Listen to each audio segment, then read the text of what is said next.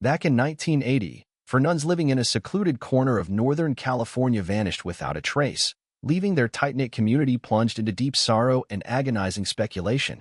This inexplicable disappearance became a festering wound for the residents, whose hopes for a resolution dwindled with each passing year. However, 28 years after the tragic events, a clergyman makes a startling revelation that promises to uncover the chilling truth about the women's real fate.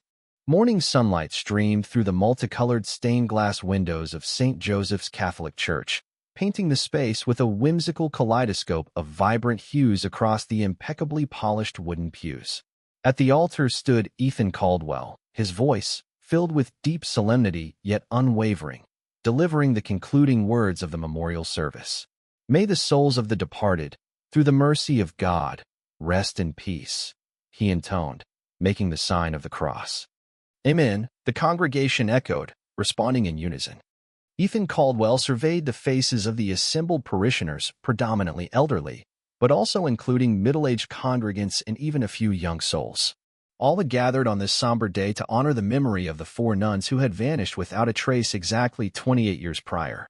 This unsolved mystery had weighed heavily on the small Northern California town of Maple Creek for nearly 3 decades, giving its residents no peace. As the service concluded, Ethan Caldwell moved to the church exit, personally greeting each parishioner as they departed the sanctuary.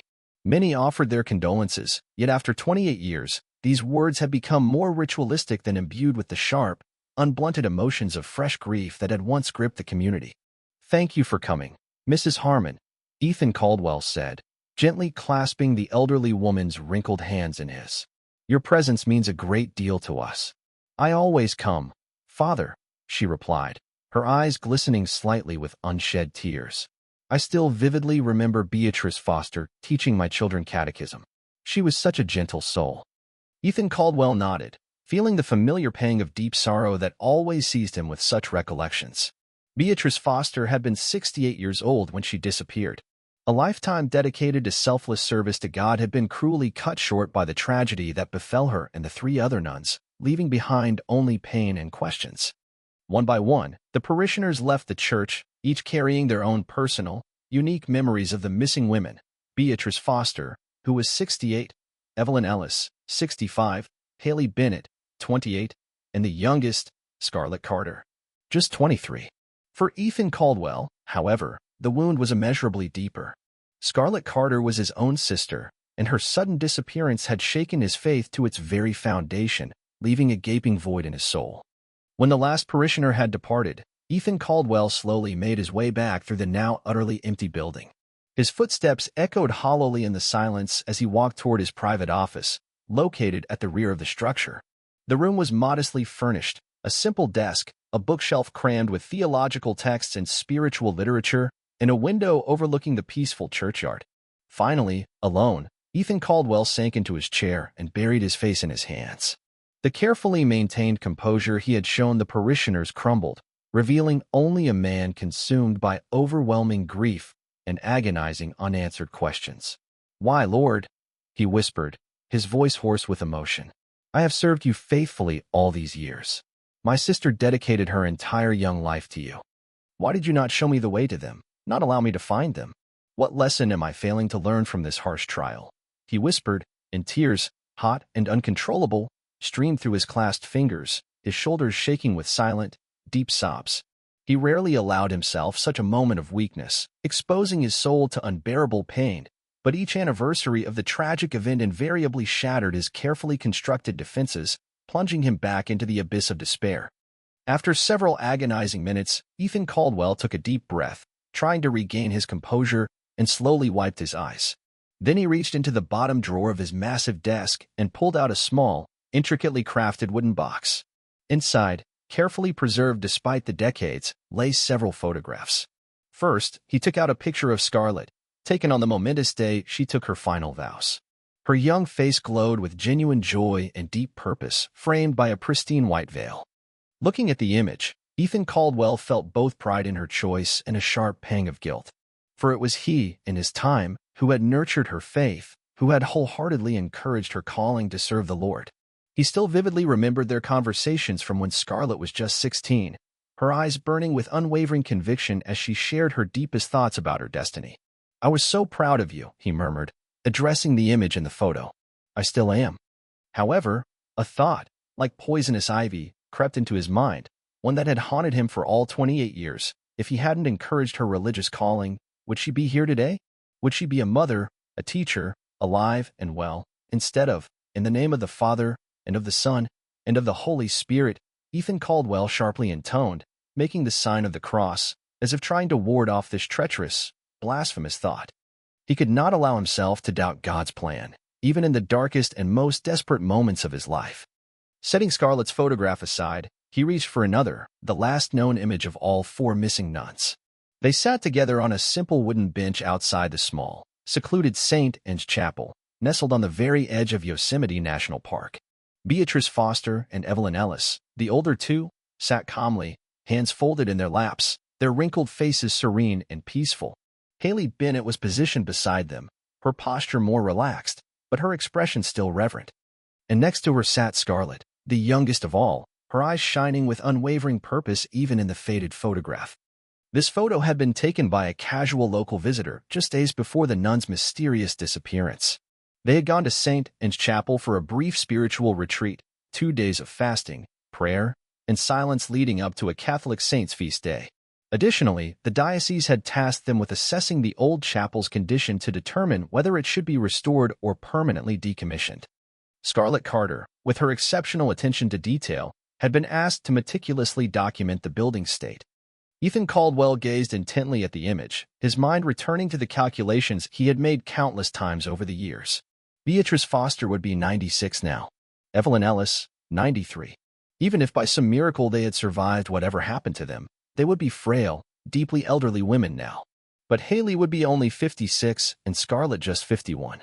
Both would still potentially be in the prime of their lives, full of energy and plans. He recalled the frantic days and weeks that followed their disappearance. Police had meticulously searched the entire forest, combing through dense undergrowth and scaling nearby mountain slopes. Search parties fanned out across surrounding farms, villages, and towns, but not a single clue was found. No scraps of clothing, no personal belongings, no slightest sign of a struggle. It was as if the 4 women had simply dissolved into thin air, as if they had never existed. The official theory eventually settled on a bear attack. Yosemite National Park was widely known for its wildlife, including black bears that could become aggressive if threatened. Perhaps the sisters had ventured too deep into the wilderness and encountered a predator. However, the complete lack of any evidence always made this explanation hollow and unconvincing for Ethan Caldwell, as it did for many others in the community. Over the years, more unpleasant rumors also circulated, whispers that the nuns had broken their vows and run away to start new lives away from the church. Ethan Caldwell and the church leadership worked tirelessly to quash such speculation, but the seeds of doubt had still been sown in the hearts of some community members. "Scarlett would never have done that," he whispered, gently tracing his sister's face in the photograph. "She would never have left without a word to me." As he continued to gaze intently at the photograph, his eyes involuntarily drifted to the chapel in the background of the shot. St. Anne's Chapel was a modest structure, built in the 1920s to serve the sparse Catholic population residing in that remote area. Its white walls and unpretentious bell tower were clearly visible behind the figures of the nuns, surrounded by overhanging trees at the very edge of the forest. Something inexplicable tugged at Ethan Caldwell's heart as he studied the building. He hadn't visited St. Anne's Chapel in over 20 years, finding the memories associated with it too painful. But now, on this tragic anniversary, he felt a strange, irresistible urge to see it again, to walk the same ground his sister had trod, to pray where she had prayed. Perhaps it was merely sentimentality, a simple desire to feel closer to Scarlett on this difficult day, or perhaps a small, barely audible voice whispered deep within his mind that there was still something to be discovered there. Some clue that had been missed in the initial investigation. The latter thought was almost certainly absurd. What could possibly remain after 28 years? Yet, the pull was undeniable, almost mystical. Ethan Caldwell carefully placed the photographs back into the box, except for the one showing the 4 nuns at St. Anne's Chapel, which he slipped into his jacket pocket. He rose from his desk, took his Bible and rosary beads, and with a determined stride, left his office. In the church parking lot, he got into his modest sedan, placed the photograph on the passenger seat beside him, and offered a short prayer for guidance and clarity of mind. Then he turned the key in the ignition and drove away from St. Joseph's Church, heading towards the forest and the ghosts of his past that haunted him. The winding road from Maple Creek to Yosemite National Park led Ethan Caldwell through ever-changing landscapes. The town's neat houses and thriving businesses gradually gave way to scattered farms, which eventually yielded to the encroaching wilderness. Tall pines and majestic cedars crowded the roadside, their shadows dappling the asphalt as he drove. The journey took approximately an hour and a half, providing Ethan Caldwell ample time for deep reflection. He recalled making this very same trip countless times in the weeks following the Nuns' disappearance. Then, his car had been filled with missing person flyers bearing Scarlett's face, and his heart sustained by desperate, yet fragile, hope. Now, he carried only memories and a humble acceptance of the mystery that had shaped his entire life. As the road narrowed and began to climb into the foothills, Ethan Caldwell slowed his vehicle. St. Anne's Chapel was situated in a small clearing at the very edge of the forest, accessible via a modest dirt road that branched off the main highway. He scanned the roadside carefully, looking for the familiar turnoff that should lead him to his destination. When he reached what he believed was the correct spot, Ethan Caldwell frowned in confusion. Instead of the simple dirt track he remembered, he found a paved private road, blocked by ornate wrought iron gates. Beside them hung a sign reading private property. No trespassing, along with smaller notices warning of private land. This can't be, he muttered, parking his car on the shoulder. He checked the photograph he'd brought with him, carefully comparing the background landscape to what he could see from his position. The mountains in the distance matched, as did the particular arrangement of taller trees on the ridge. This was indeed the right place. But where was St. Anne's Chapel? Ethan Caldwell got out of his car and walked to the gate. Beyond it, he saw a private road leading deeper into the woods, but the white building of the chapel was nowhere in sight. Instead, the area appeared meticulously landscaped with ornamental trees and shrubs planted along the driveway, giving the impression of a well-maintained private estate. Puzzled, he reached for his cell phone and scrolled through his contacts until he found the number for Gary Peterson, the longtime caretaker of St. Anne's Chapel. They hadn't spoken in years, but Ethan Caldwell hoped the man was still in the area and could offer some explanation for what he was seeing. The phone rang several times before a gruff voice answered on the other end. "Hello, Gary. This is Ethan Caldwell from St. Joseph's Church in Maple Creek." There was a brief pause, then recognition in Gary's voice. "Ethan Caldwell, long time no see. How are you?" "I'm well, thank you," Ethan Caldwell replied, though it wasn't entirely true. "Gary, I'm standing at what I believe is the entrance to St. Anne's Chapel, but the chapel itself seems to be gone." Another pause, this time longer. "That's right, Father. The diocese decommissioned the chapel years ago. It was sold in 1982 to a man named Nathaniel Sterling. He tore it down." Ethan Caldwell felt a chill despite the warmth of the day, as if a cold wave had passed through his body. "I never heard anything about the chapel being sold, let alone demolished." "Well, after what happened with the nuns, attendance dropped significantly. Then there was that incident with the cracked bell tower that almost injured poor Timothy Bell. The bishop decided it wasn't worth maintaining such a small community." Ethan Caldwell found himself looking at the no trespassing sign with growing unease, his brows furrowed. "This Nathaniel Sterling, does he still own the property?" "Oh yes," Gary confirmed. "He has quite an estate there. His main house is far back, where the woods get thicker. The chapel side is just part of his extensive grounds now." "I see," Ethan Caldwell said slowly, processing the information. "I had hoped to visit the chapel today for personal reasons. It's the anniversary, you know." Gary's voice softened with understanding, a hint of sympathy in his tone. "Of course, 28 years today, isn't it?" "I'm sorry you came all this way for nothing, Father. Do you know if Nathaniel Sterling usually accepts visitors? Maybe if I explain the situation, truth be told, he's not known for his hospitality," Gary replied cautiously. "A bit of a recluse, from what I hear. Keeps to himself. Doesn't socialize much with the locals." Ethan Caldwell sighed, disappointment weighing heavily on his shoulders like an invisible burden. "Well, thank you for the information, Gary. I appreciate it." "Listen, Father," Gary said, his tone brightening slightly as if he'd found a solution. "I still live nearby, no more than 15 minutes from where you are now. I kept some items from the chapel when it was decommissioned. The old altar cross, a few prayer books, that sort of thing. You're welcome to come and see them if you'd like." "That's very kind of you," Ethan Caldwell replied. "Perhaps I will, but first, I think I'd like to try speaking with Nathaniel Sterling. Do you know how I can get to his main house?"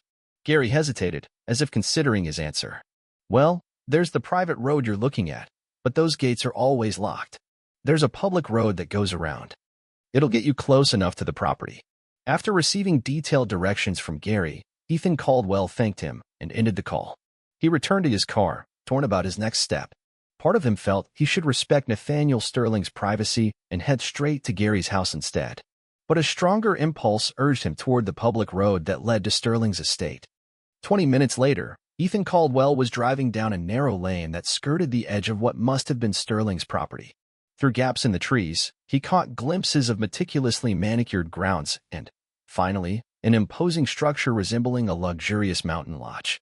More than just a house, the building was impressive. 3 stories of natural stone and wood, with expansive windows and numerous terraces overlooking the forest. It spoke of wealth that seemed incongruous with the humble countryside, like an oasis of luxury in the wilderness. Ethan Caldwell found a small parking area near what appeared to be a service entrance to the grounds.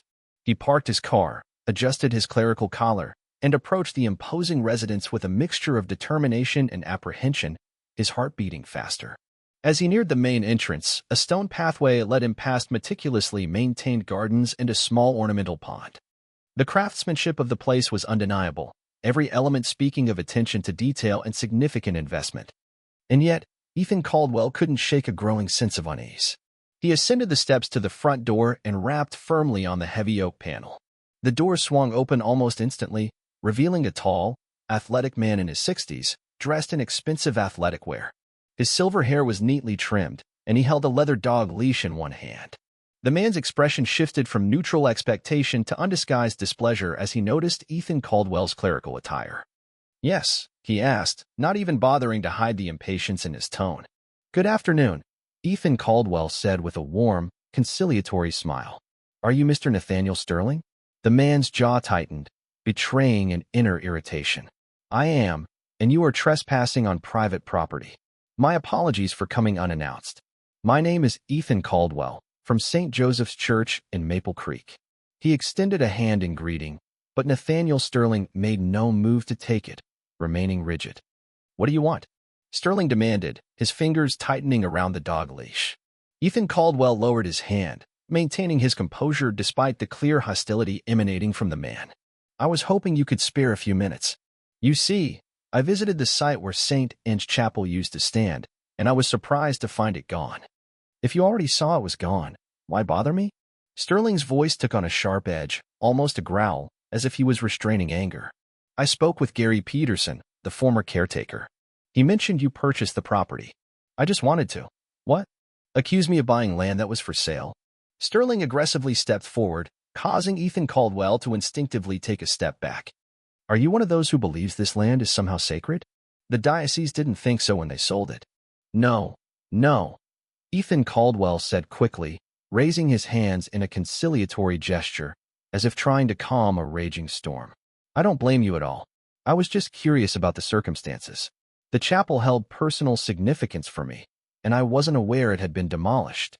Sterling seemed to soften for a moment, though his expression remained cold and aloof. "Well, now you know it's gone, and thank God. I sleep better now that I don't have to hear that cursed bell ringing 3 times a day and giving me migraines." Ethan Caldwell couldn't help but respond to the remark. "The Angelus bell is a beautiful tradition, Mr. Sterling. It calls the faithful to recite the Lord's Prayer and honors the incarnation of God. It's meant to be a reminder of holy things, of our freedom from sin and death." "Oh, spare me the sermon," Sterling sneered, his lips twisting into a contemptuous smirk.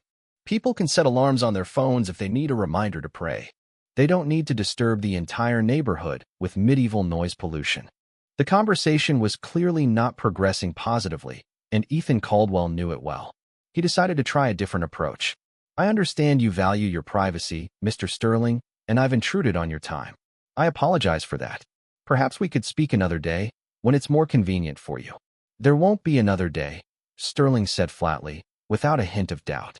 "I have no interest in discussing a building that hasn't existed for decades with a priest I've never met before. Now, I suggest you leave before I call the sheriff and report your trespassing." Ethan Caldwell nodded, recognizing the futility of continuing the dialogue. "Very well. Thank you for your time, Mr. Sterling. Peace be with you." Sterling's only response was to firmly close the door directly in his face, as if shutting a curtain. With a heavy sigh, Ethan Caldwell turned and walked back down the stone pathway to his car. The encounter left him feeling deeply disappointed and increasingly uneasy. There was something more than mere rudeness in Sterling's manner, something that indicated a deeper antipathy toward the church and its representatives, as if he harbored a long-standing resentment. As he reached his car, Ethan Caldwell glanced back at the imposing house. Was it just his imagination, or was Sterling indeed watching him from one of the upper windows? The sensation of being observed sent an unpleasant prickle down the back of his neck, as if unseen eyes were following his every move. He got into the car and started the engine, torn between returning to Maple Creek and stopping at Gary Peterson's house, as he had invited him. Perhaps seeing some of the preserved items from St. Anne's Chapel would bring him the closure he sought by coming here today, some resolution to this long-standing story. As he drove away from Sterling's estate, Ethan Caldwell found himself on a road that ran adjacent to the former chapel site. He couldn't explain this sudden urge. After all, he now knew there was nothing to see there, that the building was gone. But something inexplicably pulled him in that direction, as if an invisible force. The car rounded a bend, giving him a view of the approximate location where St. Anne's Chapel once stood. Through a gap in the trees, he could discern the cleared area where the small building had been, now landscaped with ornamental shrubs, creating the illusion of an empty but well-maintained space. Suddenly, the car radio came alive, emitting a strange, mesmerizing sound. Ethan Caldwell flinched, his hands instinctively tightening on the steering wheel. The sound was unmistakable, Gregorian chant, the ancient, ethereal music of monastic worship, filling the car's interior. But the radio was off. He distinctly remembered turning it off when he left Maple Creek. Ethan Caldwell pulled the car to the side of the road and stared at the radio in bewilderment. The chanting continued for several seconds, then ceased as abruptly as it began, leaving only silence. "What the hell was that?" he muttered, reaching for the radio knob. He turned it on, then off again, but the mysterious chanting did not return. Had he imagined it? Perhaps a trick of a tired mind, a play of imagination? Or some strange electrical malfunction in his aging car? Yet, as he sat there, a strange sensation washed over him, the same feeling he had experienced earlier looking at the photograph in his office, a tugging feeling in his heart, an inexplicable certainty that he was meant to be here, now, for a purpose he didn't yet understand. The hairs on his arms stood on end, and warmth spread through his chest. Physical sensations he had experienced before in moments of intense prayer or spiritual insight, when it seemed something greater than himself was guiding him. In seminary, his spiritual director had taught him to recognize this as potential movements of the Holy Spirit, signs of divine intervention. Once more, faint chanting drifted from the silent radio, and this time, Ethan Caldwell was absolutely certain he wasn't imagining it. It seemed an otherworldly voice was calling him, guiding him, showing him the way. Not fully understanding his actions, Ethan Caldwell carefully turned around and drove back towards the gates that blocked access to the former chapel site. Whatever was happening, he felt compelled to investigate further, even if it meant risking another confrontation with Sterling. There were no foundation stones, no cross, no monument of any kind to indicate that a chapel had once stood there. This absence struck Ethan Caldwell as particularly sad.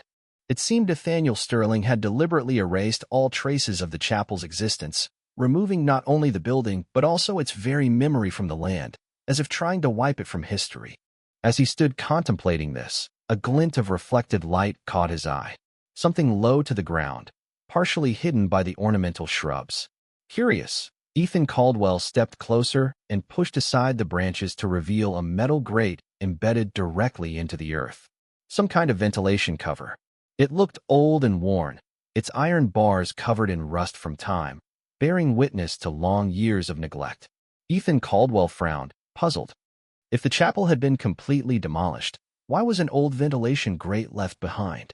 And why would a landscaped area with no structures need ventilation at all? He knelt beside the grate, examining it more closely. The design was antique, perhaps dating back to the 1930s or 40s, with intricate patterns around the edges. It seemed incongruous with the modern, minimalist style of Sterling's property, like an artifact from another time.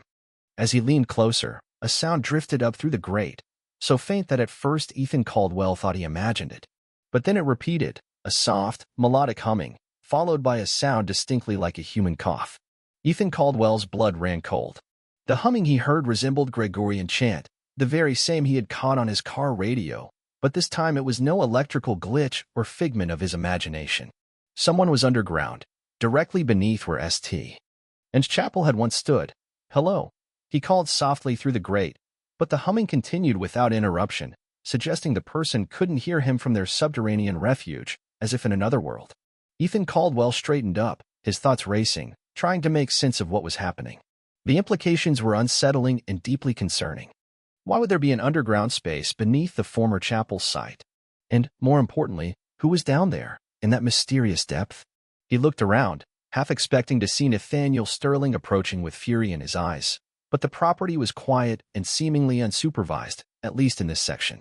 The main house was hidden from view by a grove of trees, and no security cameras were visible in the immediate vicinity, creating a sense of complete isolation.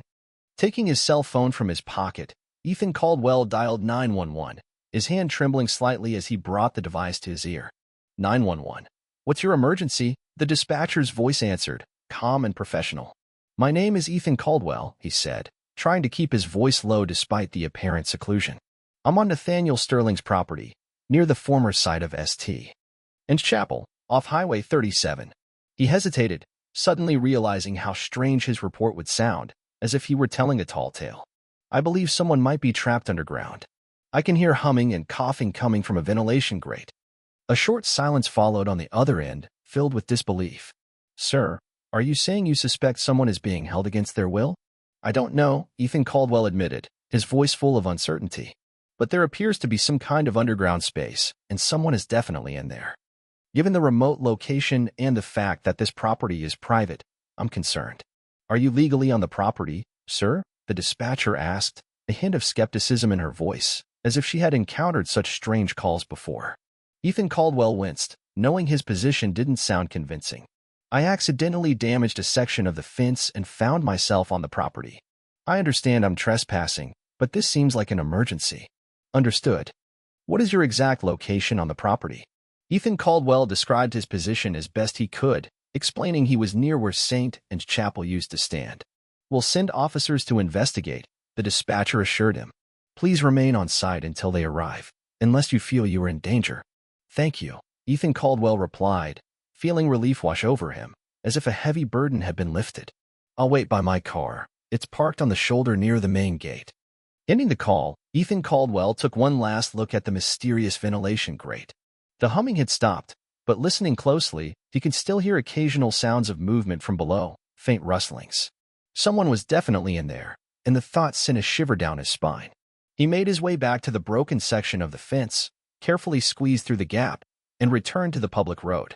As he walked toward his parked car, he dialed Gary Peterson's number, feeling an urgent need to gather more information before the police arrived, as if time was against him. "Gary, it's Ethan Caldwell again. I need to ask you something important. When St. Anne's Chapel was still standing, was there any basement or underground room beneath it?" Gary seemed surprised by the question, his voice sounding puzzled. "No, Father. The chapel was built on a simple slab foundation. No basement, no crypt, nothing like that." "Why do you ask?" Ethan Caldwell explained what he had discovered, the ventilation grate and the sounds coming from underground. "That's impossible," Gary said firmly, his voice full of certainty. "There were never any underground structures at St. Anne's. I maintained that property for 20 years. I would know." "Then the only explanation is that someone built it after the chapel was demolished," Ethan Caldwell concluded, his voice grim, "when Nathaniel Sterling took ownership." "That's disturbing," Gary admitted, his tone turning serious. "What are you going to do?" "I've already called the police." Ethan Caldwell sat in his parked car, methodically running his fingers over the smooth beads of his rosary and reciting familiar prayers. The ritual brought some calm to his troubled mind, though questions continued to swirl beneath the surface of his consciousness, giving him no peace. Who could be underground at the former chapel site? What purpose could an underground room serve in such a remote, secluded location? And most disturbingly, could there be any connection to the disappearance of the 4 nuns 28 years ago? The last question seemed far-fetched even to Ethan Caldwell. Too incredible. 28 years was an incredibly long time for anyone to remain hidden, unnoticed. Nevertheless, the timing of his discovery, coinciding with the anniversary of the disappearance, felt like more than mere coincidence, as if fate itself had led him here. An approaching vehicle from the direction of town interrupted his thoughts. It was a battered pickup truck that Ethan Caldwell recognized as belonging to Gary Peterson. The former caretaker pulled up behind his sedan and got out of the cab, his weathered face contorted with worry, anxiety etched upon it. "Ethan Caldwell," Gary called, approaching. "No police yet." "Not yet," Ethan Caldwell replied, stepping out to greet him. "Thanks for coming so quickly." Gary nodded, his eyes scanning the road and the gates leading to Sterling's property, as if trying to find answers in the surrounding landscape. "I've been thinking about what you told me. It doesn't make sense. If Sterling built something underground where the chapel stood, people would have noticed the construction. You can't just dig a basement without heavy machinery.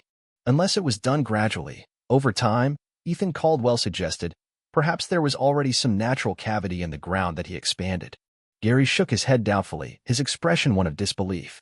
"There are no caves or anything like that in this area. It's mostly solid rock under a few feet of soil." Before they could continue their speculation, the distinctive sound of approaching sirens reached them. A police cruiser rounded the bend, lights flashing, but the siren quieted as it pulled to a stop in front of Ethan Caldwell's car, as if silencing itself out of respect. Two officers emerged, one older, with graying temples, exuding experience, the other younger and lean, with a watchfulness in his movements that suggested a military background. Their badges identified them as Shasta County Sheriff's Department officers. "Ethan Caldwell?" the older officer asked, approaching with a professional but not unfriendly demeanor, his voice even. "Yes, officer. Thank you for coming." Ethan Caldwell gestured to his companion. "This is Gary Peterson, the former caretaker of St. Anne's Chapel, which once stood on this property." The older officer nodded in acknowledgement. "I'm Deputy Williams, and this is Deputy Reynolds. Dispatch reported you heard sounds coming from an underground structure on private property. Can you elaborate on what exactly you discovered?" Ethan Caldwell explained the circumstances that led him to the area, the accidental damage to the fence and the discovery of the ventilation grate from which sounds emanated. He carefully emphasized his remorse for trespassing, which Deputy Williams acknowledged with a slight wave of his hand, as if dismissing an inconsequential detail. "Let's focus on the potential welfare issue first," the deputy said, his voice turning serious. "If someone is indeed trapped or being held against their will, that takes precedence over a minor trespassing incident." Gary interjected, "I maintained St. Anne's for over 20 years before it was sold. There were never any underground structures associated with the chapel. Whatever is there now, it was built after Nathaniel Sterling took ownership." The younger officer, Deputy Reynolds, who had been quietly taking notes, looked up, his gaze focused. "Mr. Sterling is a prominent landowner in these parts. These are serious implications." "I understand that," Ethan Caldwell said solemnly. "I'm not making any accusations against Mr. Sterling. I'm simply reporting what I heard and expressing concern for whoever might be down there." Deputy Williams nodded thoughtfully, considering the priest's words. "Fair enough. Let's take a look at this ventilation grate you discovered. Mr. Peterson, since you're familiar with the property, would you mind accompanying us?" "Not at all," Gary agreed, his willingness to help evident. The four men walked toward the damaged section of the fence. Ethan Caldwell pointed to the gap he had accidentally created, and they carefully squeezed onto Sterling's property. Ethan Caldwell led them to the ornamental shrubs that partially concealed the ventilation grate. "Here it is," he said, pushing aside the branches to reveal the rusty grate, as if unveiling a secret. Deputy Williams knelt beside it, examining the vent with an experienced eye. "This is old work. Doesn't match the current landscaping at all." Deputy Reynolds joined him, shining a flashlight through the grate. "Not much to see. The shaft goes down at an angle for about 6 feet. Listen," Ethan Caldwell urged, his voice full of anticipation. "Just be quiet for a moment." The four men fell silent, listening intently for any sound from below. For almost a minute, there was nothing but the ambient noise of the forest, birds chirping, leaves rustling, the gentle whisper of the wind. Ethan Caldwell began to worry that whoever was down there had either moved away from the vent or had fallen silent upon hearing voices from above. Then, faintly but distinctly, a woman's voice began to hum. The melody was haunting, archaic, a fragment of sacred music that Ethan Caldwell recognized instantly despite its broken, wavering quality. "Salve Regina," Deputy Williams whispered, recognition flickering across his weathered face, as if recalling something long forgotten. Gary nodded in confirmation. "Yes, a Marian antiphon, sung for centuries in monasteries and convents. The humming continued for a few more seconds, then faded, replaced by the sound of labored breathing and a dry, raspy cough that sounded particularly ominous in the silence. The officers exchanged meaningful glances. Deputy Reynolds straightened up, his expression turning serious, as if he had grasped the full gravity of the situation. There's definitely someone down there, and judging by that cough, they might need medical attention. We need to speak with Mr. Sterling immediately, Deputy Williams decided. This is a welfare check, at the very least. I don't understand, Gary said, shaking his head in bewilderment. That vent wasn't there when the chapel stood, and there was never a basement or underground room. How could someone be in there? That's what we're going to find out, Deputy Williams replied, his tone suggesting he had fully shifted into investigation mode, his voice firm and resolute. Let's head to Sterling's residence. The four men returned to the road in their vehicles. Following the police cruiser, Ethan Caldwell and Gary drove the short distance to Nathaniel Sterling's main house. The imposing structure seemed even more ominous as they approached, its numerous windows like watchful eyes, surveying their arrival, creating a sense of foreboding. Deputy Williams instructed Ethan Caldwell and Gary to remain by their cars while he and Deputy Reynolds approached the front door. Ethan Caldwell watched as the officers knocked and waited, tension evident in their postures despite their professional demeanor, as if they were preparing for something unknown. A few moments passed before the door opened, but it wasn't Nathaniel Sterling. Instead, the group saw him approaching from the back of the property, still dressed in athletic wear and leading a large German shepherd on a leash, which walked beside him like a loyal guard. His expression quickly changed from polite inquiry to barely suppressed fury as he noticed Ethan Caldwell and Gary standing near the police car. What is the meaning of this? Sterling demanded, approaching the porch, his voice filled with indignation. Why are these trespassers on my property again? Sterling demanded, his voice filled with indignation. Deputy Williams introduced himself and his partner, explaining the purpose of their visit in a measured, calm tone. We received a report of sounds coming from what appears to be an underground structure at the former chapel site. We'd like to ask you a few questions about this, sir. Sterling's face flushed with anger, his jaw tightening. This is outrageous. First, this priest shows up uninvited, breaks through my fence and onto my land, and now he's making wild accusations and wasting police resources. No one is making accusations, Mr. Sterling, Deputy Reynolds said calmly, his voice even and reasonable. We are simply following up on a report of possible distress. Someone appears to be in an underground space on your property, and judging by the sounds, they may require medical attention. That's absurd, Sterling snarled, his lips twisting into a contemptuous sneer. There's no one on my property but me and my dogs. I would know if someone was living in what? A secret underground bunker? Do you realize how ridiculous that sounds? Nevertheless, sir, we are obligated to investigate, Deputy Williams said firmly. We would like permission to check your home and property, including any basement areas. Absolutely not. Sterling's hand tightened on the dog's leash, causing the animal to shift restlessly. This is private property. You have no right to search without a warrant. Mr. Sterling, Deputy Reynolds began, his tone reasonable but insistent. If there's someone in distress on your property, even a squatter you don't know about, wouldn't you want to know? It could be a squatter who broke into some old structure you weren't even aware existed. Sterling's eyes narrowed suspiciously, distrust flickering in them. There are no old structures I'm not aware of. I've owned this land for over 25 years. I know every inch of it. Then what about the ventilation grate near the former chapel? Deputy Williams asked. The one that apparently ventilates an underground space. For a fraction of a second, something flickered in Sterling's expression. A momentary hesitation that Ethan Caldwell caught before the man's face hardened again into stubborn denial. I installed a drainage system when I landscaped that area, Sterling said dismissively. What you're calling a vent is probably just a decorative grate covering a drainage pipe. There's nothing sinister about it. A drainage system doesn't sing hymns and cough, Mr. Sterling, Deputy Williams remarked dryly, his voice laced with sarcasm. Sterling shifted his gaze to Ethan Caldwell, undisguised hostility in his eyes. This man has clearly orchestrated this entire situation. He probably brought some device that plays recorded sounds and placed it near the drainage. And he's harassing me because he's indignant that I bought church property. I would never do such a thing, Ethan Caldwell protested, crossing himself, his voice full of sincerity. God is my witness. I heard a woman's voice coming from that opening. We all just heard it. Sterling sneered.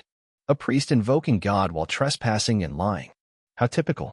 Enough, Mr. Sterling, Deputy Williams said sharply, his voice firm. We are requesting your voluntary cooperation. If you refuse, we will have no choice but to pursue other legal avenues. Then pursue them, Sterling replied coldly, his gaze icy.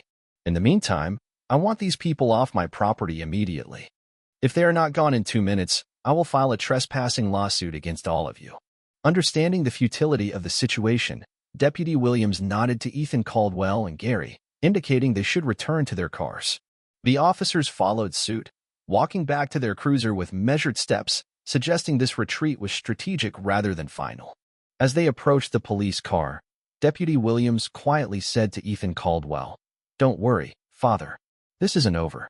I'm going to contact dispatch and request information on the property deed, ownership history, and any previous complaints or incidents at this location. I also want to review the missing nuns case file from 1980. Something isn't right here." Ethan Caldwell nodded gratefully. "Thank you, Deputy. I know how strange this must seem, but I truly believe someone in there needs help." "I believe you. We all heard something," the deputy replied. "Whether it's exactly what you think, we'll determine that with a proper investigation. For now, head back to Gary's. We'll be in touch." The drive to Gary's house was short but tense, both men lost in their thoughts about the mysterious voice beneath the former chapel, as if the enigma had consumed them entirely. Gary's house proved to be a modest cabin set back from the main road, surrounded by tall pine trees that cast long shadows in the setting sun, creating a peaceful atmosphere. "Not much, but it's home," Gary said, leading Ethan Caldwell inside. The interior was simply furnished but cozy, with well-worn furniture and walls adorned with fishing gear and a few framed photographs, testifying to the owner's life. "Very welcoming," Ethan Caldwell replied sincerely, noticing a cross hanging above the stone fireplace, lending a special spiritual ambience to the room. Gary busied himself making tea in the small kitchen while Ethan Caldwell settled into a chair, his mind still preoccupied with the recent events. "I kept a few items from St. Anne's when it was decommissioned," Gary called over his shoulder. "They're in a chest in the spare room. I'll show you after tea." Ethan Caldwell nodded, his mind still on the vent and the haunting voice that had emanated from it. "Gary, why do you think the diocese never informed me about the chapel's sale? I was at St. Mary's all those years ago, and my sister was among the missing nuns. Surely someone should have consulted me." Gary returned with 2 steaming mugs, handing one to Ethan Caldwell before sitting opposite him. "The decision came from the bishop's office in Sacramento. To be honest, I don't think it was handled well. After what happened with the nuns, attendance dropped significantly. Then there was that incident with the bell tower." "What exactly happened?" Ethan Caldwell asked, gratefully sipping the hot tea. "Structural failure," Gary explained. "The chapel was built in the 1920s, and maintenance was minimal. One Sunday morning in 1981, a large crack appeared in the bell tower. The old bell, must have weighed 300 pounds, came crashing down, nearly killing poor Timothy Bell, who was filling in for me as caretaker while I was laid up with a broken leg. Was anyone hurt? By the grace of God, no. But that was the last straw for the diocese. They declared the building unsafe and closed it immediately. By early 1982, they decided to decommission it entirely rather than pay for repairs." Ethan Caldwell frowned. "And Nathaniel Sterling bought it soon after that?" "That's right. Paid cash, from what I heard, more than the land was worth, which raised some eyebrows. But the diocese needed funds for cathedral repairs, so they didn't ask questions." "What did Sterling do with the property immediately after buying it?" Gary's brows furrowed in recollection. "Tore the chapel down right away. A crew was in there for a few days. There were some protests from locals who thought the building could have been saved, but legally, there was nothing they could do. After that, he started landscaping the area, but he never built anything substantial on the chapel site itself." "Did you notice any unusual construction activity? Anything that might indicate he was building something underground?" "Nothing obvious," Gary replied, then paused, as if remembering something. "Though there was a period in 1983 when people reported hearing strange noises at night, machinery running and such, and some complained of tremors." Ethan Caldwell leaned forward, his interest piqued, as if he had found a thread in a tangle of mysteries. "Tremors? Like earthquakes?" Ethan Caldwell clarified, his voice full of interest. "That's what the authorities concluded. Minor seismic activity. But it seemed strange that it was localized to this specific area." Some people wondered if Sterling was doing some kind of excavation, and no one investigated it further. Gary shrugged, expressing his helplessness. A deputy came, looked around, found nothing suspicious, and that was that. Sterling was always well-connected, donated to the right causes, knew the right people. The conversation drifted to other topics. Changes in Maple Creek over the years, the shrinking congregation at St. Joseph's Church, and theological discussions reflecting both men's deep faith. Time passed quickly, and Ethan Caldwell was surprised when his phone rang, interrupting the comfortable rhythm of their conversation. "Ethan Caldwell speaking," he answered. "Father, it's Deputy Williams." The officer's voice sounded energized, purposeful. "I've made some progress. I spoke with Judge Martinez, who is sympathetic to our concerns. She's issued an emergency welfare check warrant based on reasonable suspicion of unlawful detainment." Ethan Caldwell felt a surge of hope, as if light had broken through the darkness. "That's excellent news, Deputy. When will you proceed?" "We'll be returning to Sterling's property within the hour. I wanted to inform you, however, I must advise you to stay clear for safety reasons. This is an official police operation now." "I understand," Ethan Caldwell replied, though his desire to be present was strong, almost overwhelming. "But, Father, if you find anything or anyone, you'll be the first civilian I call," Williams promised. "This whole situation started because of your persistence, Father. I respect that." After Gary overheard the conversation, he insisted they at least be able to observe from a distance, arguing that their spiritual presence might be important if anything significant was discovered. With some reluctance, Deputy Williams agreed they could remain in their car at a safe distance, but strictly as observers, with no right to interfere. An hour later, Ethan Caldwell and Gary parked along the public road near the entrance to Sterling's property. From their vantage point, they could see numerous police cruisers arriving, including a forensics van and an ambulance standing by nearby, a precaution that sent a chill down Ethan Caldwell's spine, a premonition of something ominous. Deputy Williams briefly approached their car. "We're going in with a warrant. I've set my body camera to stream to this channel." He showed them how to access the live feed on Ethan Caldwell's phone. "You can watch from here, but under no circumstances are you to approach. Is that clear?" Both men nodded in agreement, and Deputy Williams returned to his colleagues. They watched as the assembled officers approached Sterling's front door with the warrant in hand. Through the phone screen, they observed Sterling opening the door, his face contorted in fury at the sight of the officers and the document they presented. The audio was muffled but clear enough to hear him vigorously protesting, threatening lawsuits and calls to his lawyer. Despite his objections, the officers executed the search warrant, methodically sweeping the main house while Sterling was kept under watch in his living room, his face grim. After approximately 45 minutes, Deputy Williams reported via his body camera that the house and the regular basement had yielded nothing suspicious. Now moving to the forest road and outbuildings, Williams narrated for those following the live stream. "Mr. Sterling confirmed there's a storage shed along the private road connecting his main house to the former chapel site." Ethan Caldwell and Gary watched intently as the officers, accompanied by a visibly enraged Sterling, walked down the forest road. The path was well-maintained but narrow, winding between ancient trees that created a tunnel effect in the fading daylight, as if leading them into the unknown. After about 15 minutes of walking, the camera showed a modest wooden structure. The storage shed Sterling had mentioned was larger than Ethan Caldwell expected, perhaps 20 feet square, with weathered siding and a metal roof, giving it the appearance of an old but sturdy structure. "It's just a tool shed," Sterling could be heard saying, his voice full of disdain. "Gardening equipment, maintenance supplies, that sort of thing.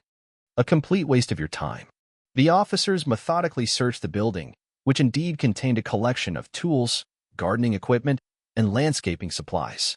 The space was dusty and seemed rarely used, with cobwebs in the corners and a musty odor that one of the officers mentioned, as if the air had been stagnant for many years. As the search was nearing its end, there was a sudden noise. One of the officers dropped a heavy wrench, which clattered onto the wooden floor with an unexpectedly hollow sound, as if striking an empty space. The camera dipped, showing Deputy Reynolds kneeling, experimentally tapping on the floorboards. "This section sounds different," he remarked, pulling out a flashlight to examine the area more closely. "These boards look newer than the rest." Despite Sterling's renewed protests, the officers began to pry up the suspicious floorboards. Beneath them, they discovered a stone staircase descending into pitch blackness, as if leading into the unknown. "Mr. Sterling," Deputy Williams said, his voice clearly audible through the body camera's microphone. "Would you care to explain this?" Sterling's face paled, his previous bravado replaced by a tense silence, as if he had lost his voice. When he refused to comment, Williams instructed several officers to remain with him while he and Deputy Reynolds prepared to descend the stairs.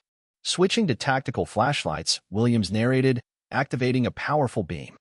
"We are proceeding into an underground passage." The camera showed a narrow stone staircase that appeared to be carved directly into the bedrock. The steps were worn in the center, indicating regular use over many years. At the bottom of the stairs, a heavy wooden door blocked further progress. "Locked," Reynolds reported, examining the ancient iron mechanism. "Mr. Sterling, we need the key to this door." Sterling's voice drifted down from above, still defiant. "I know nothing about any door. It must have been here when I bought the property." The officers exchanged skeptical glances, and Williams instructed his colleagues to search for a key. One of them noticed a small indentation in the wall near the staircase, partially hidden by shadow. Inside lay an iron key, green with age but seemingly functional. "Found a key," the officer reported, handing it to Williams. The deputy inserted the key into the lock, which turned with a loud metallic screech. The door swung inward, revealing a dark tunnel, like an entrance to an unknown world. "We are entering what appears to be a man-made tunnel," Williams narrated, his voice now muffled and strained. "Approximately 6 feet high, 3 feet wide, with walls of stone and earth, supported by wooden beams at regular intervals. Signs of relatively recent construction, despite attempts to make it appear older." The officers cautiously advanced through the tunnel, which extended for what seemed like several hundred feet.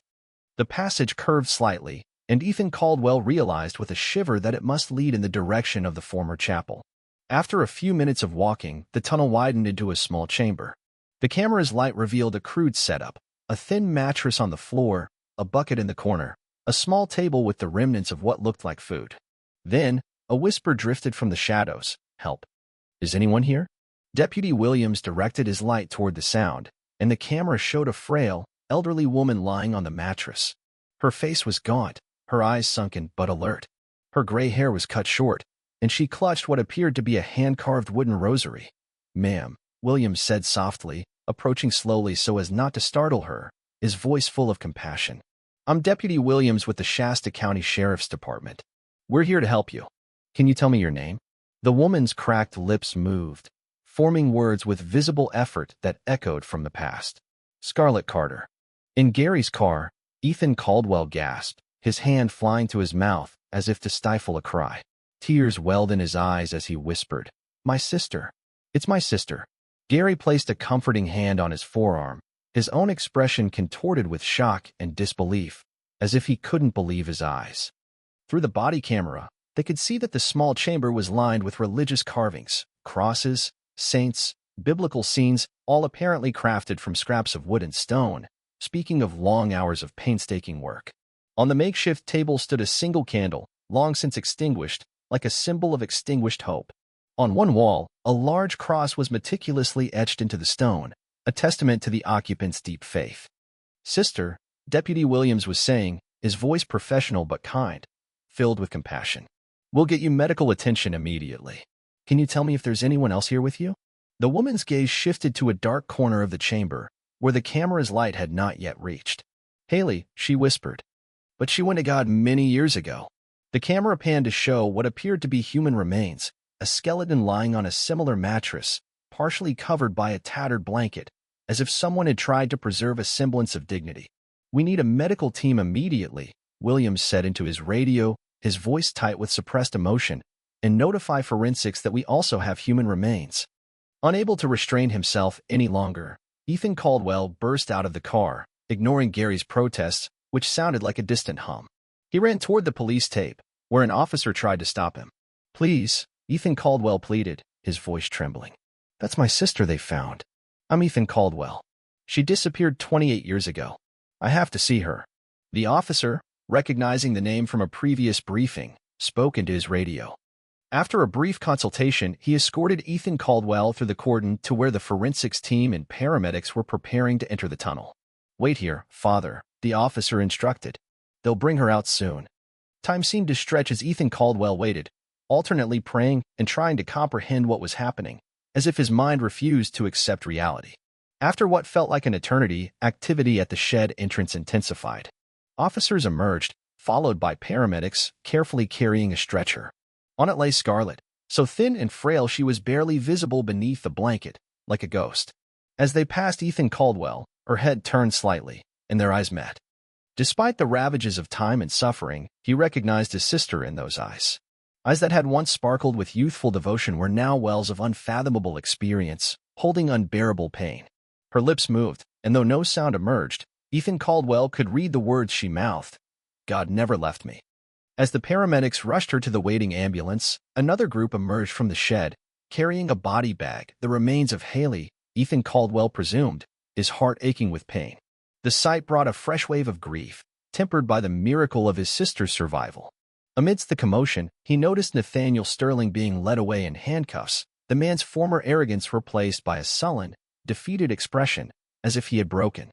As Sterling passed Ethan Caldwell, he suddenly lunged forward and spat directly at the priest, saliva landing on his cheek. "Proud of yourself, father?" Sterling snarled before officers pulled him back. Ethan Caldwell calmly wiped his face, his voice even as he replied, "I count it a joy that I suffer as my Lord did." As Sterling was led away, Ethan Caldwell overheard snippets of conversation between the officers discussing what they had found. One mentioned the discovery of a second set of skeletal remains in another chamber, suggesting it might be Haley's, who was about the same age as Scarlett when she disappeared. "We found another journal," Williams said. "It belonged to your sister. It seems she kept it while in captivity." Ethan Caldwell felt his heart clench. "What's in it?" "It's a record of her survival, father. Of how she held on to her faith, her hope. She wrote about her family, about you, and about how she prayed for her captor, that he might find forgiveness." Ethan Caldwell was silent, stunned by the depth of his sister's spirit. Gary placed a hand on his shoulder. "We also found some other things," Williams continued. "Instruments of torture he used to try and break her, and several other journals that we believe belonged to other victims. It appears Sterling has been committing these crimes for decades." "Oh my God," Ethan Caldwell whispered. "How many are there?" "We don't know yet, father, but we're working on it. We'll contact you as soon as we have more information. In the meantime, please take care of your sister." "Thank you, Deputy," Ethan Caldwell said, hanging up. This is horrific." Gary nodded. "But she's alive, father. That's what matters." At that moment, the waiting room door opened, and the nurse they had seen earlier entered. Her face was serious. "Father Caldwell?" she asked. "You can go in to see her now. She's stabilized, but still very weak. The doctors want to speak with you." Ethan Caldwell sprang up, his heart pounding. "Thank you." He followed the nurse down the hallway, Gary walking behind him. Each step brought him closer to his sister, to the one he had thought lost forever. When they entered the room, he saw her. Scarlett lay on the bed, pale but alive. Her eyes were closed, but her chest rose and fell slowly. "Scarlett," he whispered, approaching the bed.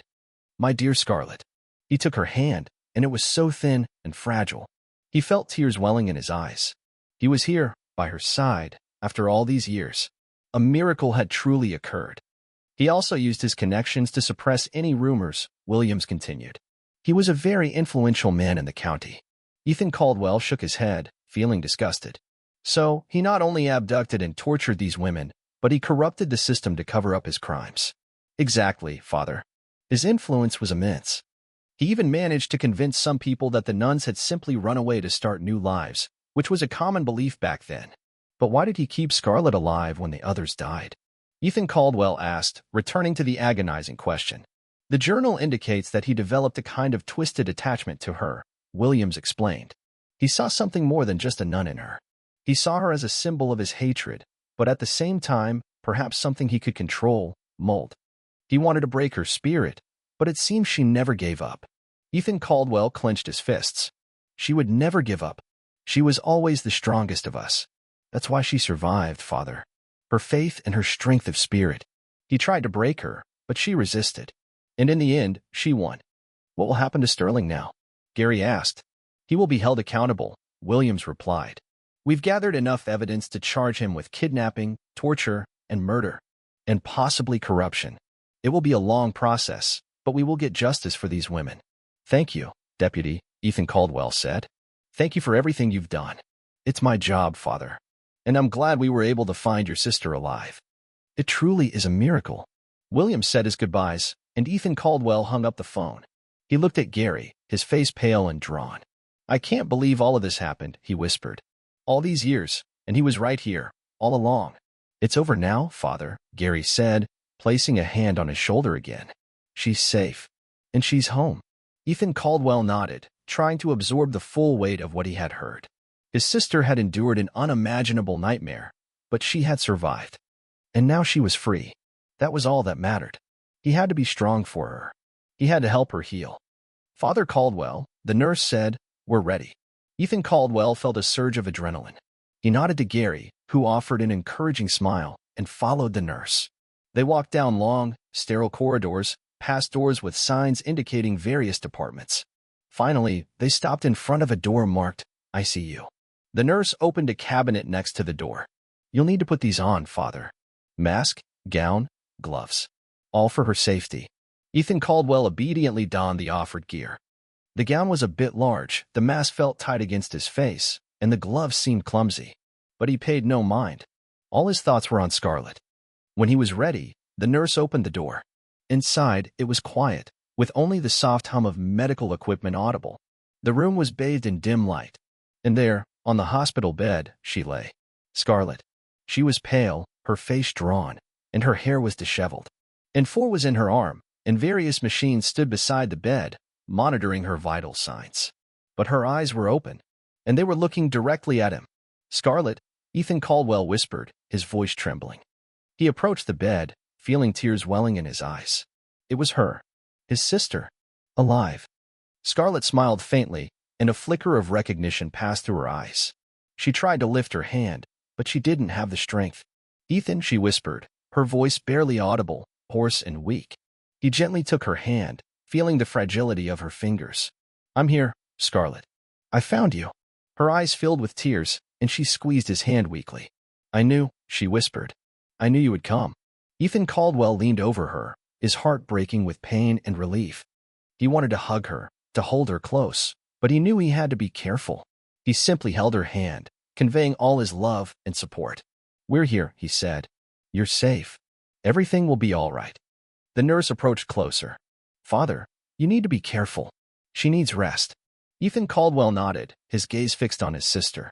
He spent a few more precious minutes with her, just being present, letting her know she wasn't alone.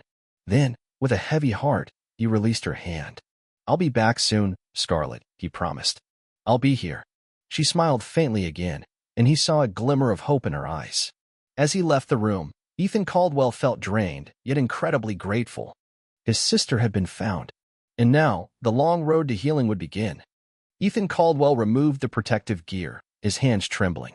He felt both drained and filled with incredible strength. Scarlett's words, her unwavering faith, echoed in his mind. He returned to the waiting room, where Gary was still sitting, patiently waiting. How is she? Gary asked, rising to meet Ethan. She's amazing, Ethan Caldwell replied, his voice hoarse. She's very weak, but her spirit, it's not broken. She asked about the church, Gary. About the church, not about herself. Gary nodded, his face showing deep understanding. Her faith is her anchor, Father. It kept her afloat all these years. Indeed, Ethan Caldwell agreed, sinking into a chair. I've never seen such faith. Not even after everything she's been through. They sat in silence, each lost in their own thoughts. Ethan Caldwell pondered the journey that lay ahead for Scarlett. Physical healing would be long and difficult, but the emotional and psychological wounds would likely be even deeper. However, seeing her, he felt she would manage. Her faith, her inner strength, were her shield. After a while, Dr. Chin reappeared at the doorway. Father Caldwell, she said, we're moving Scarlett to a regular room. She'll be under constant observation, but she needs rest. We also want to start her with a psychologist when she's ready. I understand, Doctor, Ethan Caldwell replied. Thank you for everything. We'll do our best to help her recover, Dr. Chin assured him. It will be a long road, but she has incredible resilience. Ethan Caldwell and Gary spent the rest of the day at the hospital, waiting for news, ready to be there if Scarlett needed anything. Ethan Caldwell called St. Mary's several times to inform the community of Scarlett's miraculous rescue. The news spread quickly, and many parishioners expressed a desire to come and support her. However, Ethan Caldwell asked them to wait until Scarlett was stronger. As evening fell, Ethan Caldwell felt weariness accumulating in his body. It had been a day full of incredible emotions, despair, and hope. He looked at Gary. "We should probably head home, Gary," he said. "Tomorrow will be a new day, and she'll need our support." Gary nodded. "I'll drive you, Father." They left the hospital, leaving Scarlett in the care of the doctors. But now they knew she was alive. She had been found. And this was just the beginning of her journey to healing, a journey they would walk together.